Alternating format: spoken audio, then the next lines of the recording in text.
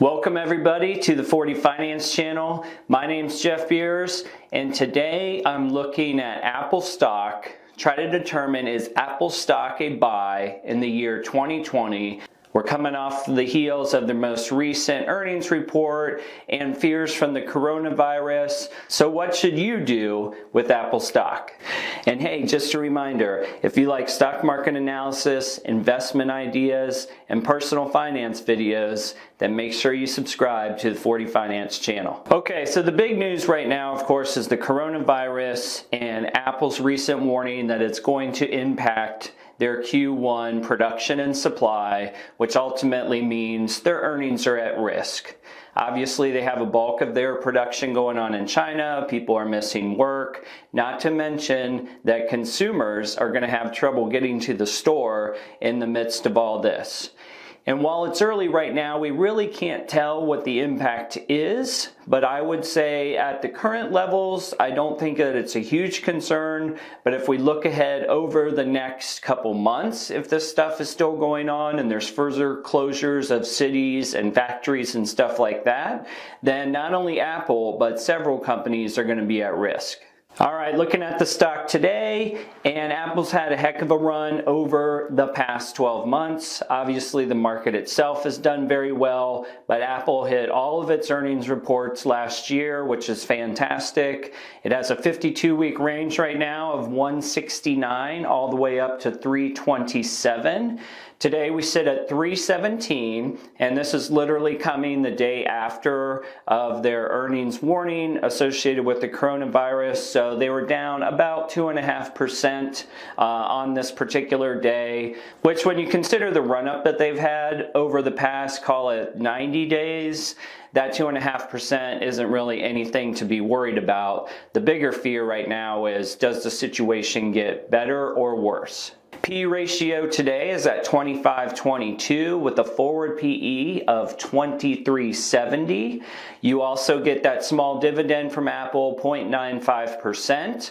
I think most analysts agree that with the small dividend that Apple released last year in 2019, that they're kind of setting the bar to slowly but surely increase that dividend every year. There's no doubt really that Apple's a great long-term stock play, but from when you get in, is the time to get in now in 2020, or should we be waiting for the next event to come up? And that's what we're going to dig into now. Okay, so looking at sort of historical valuation measures over the past several quarters here, the trailing PE currently right now, like I said, at 25 with the forward PE at the 23s, that PE has increased rather substantially over, let's call it, the past 5 or 6 quarters.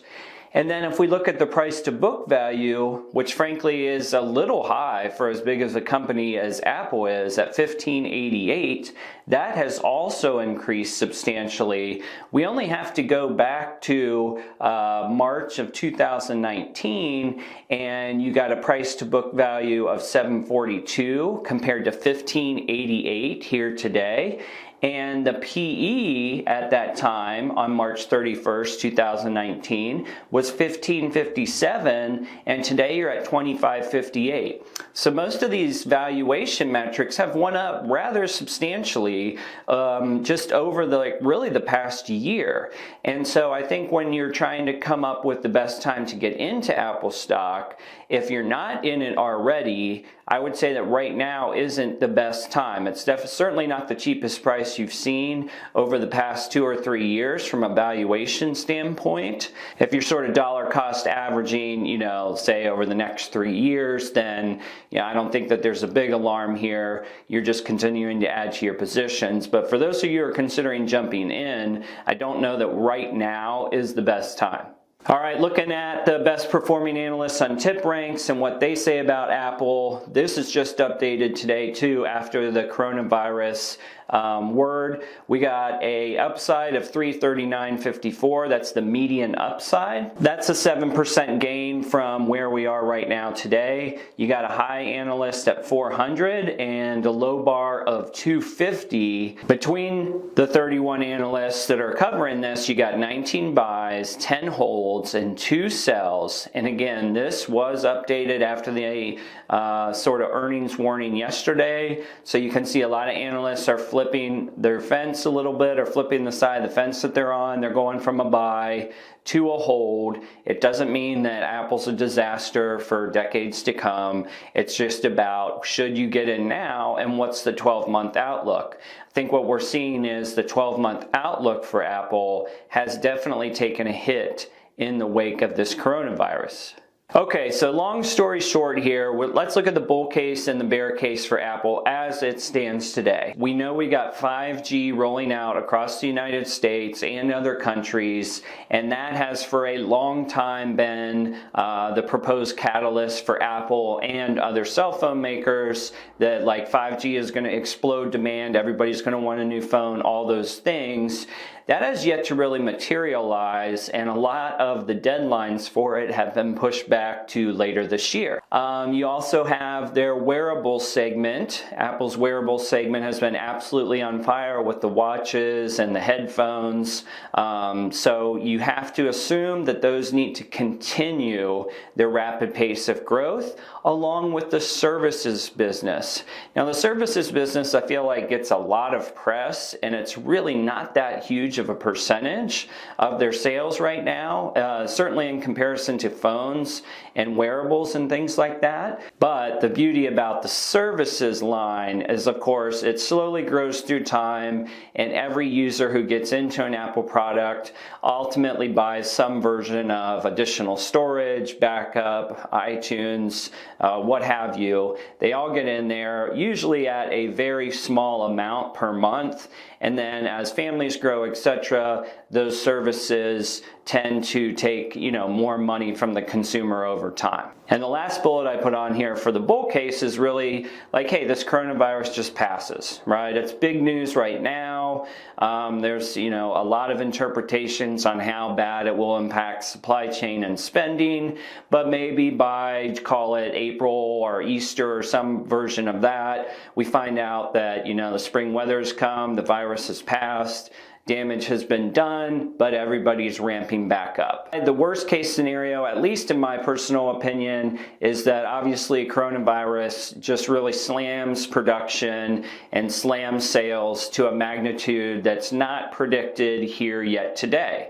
So let's just say that the February warning not only comes to fruition, but ends up being worse, and you have additional cities being closed in China, you have additional factories being closed for longer periods of time, and the whole year's plan just gets messed up to a degree that recovering from it over the next, call it 9, 8, 7 months becomes really hard for Apple to pull off. So they'll just have an absolute miss for the year. Then you have a potential stock market correction, which I personally think is out there. I think we've got 1 or 2 in us for this year without question. And Apple, as we went through the valuations, they're not exactly at the cheapest point they've ever been from a stock price to value.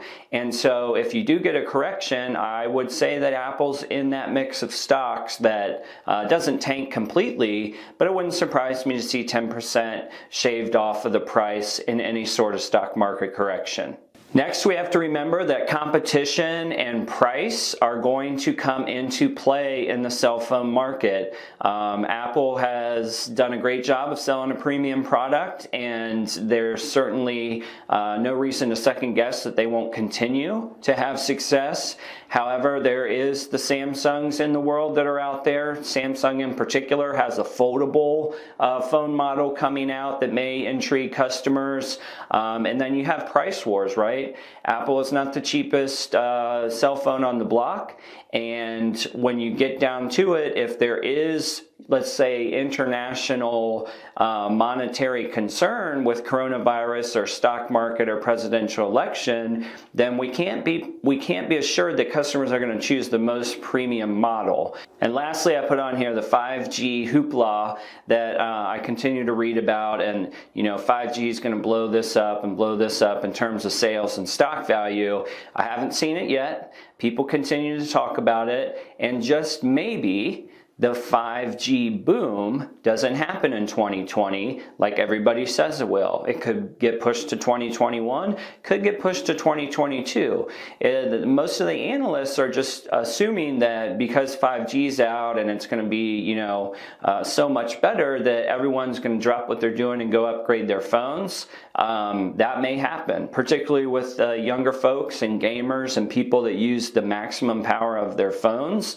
I would say that the majority of Americans anyway probably don't even use 50% of the power and the bandwidth that they're afforded in their current lives. All right, so bottom line here, Apple's a good stock. Apple's a great long-term stock. I don't see that world changing. I do think it's a little high on a valuation scale right now. But if you're jumping in for the first time here in 2020, my opinion would be to hold on to your cash, wait for a dip to come around. Let's get those valuation metrics down. They're at the highest point they've been in the last 6 quarters or so. Let's try to get that down a little bit before we initiate our positions in Apple. Or better yet, you can spread your risk, wait for the dip, and get into an ETF. There's plenty of ETFs that feature Apple as one of their top 5 positions.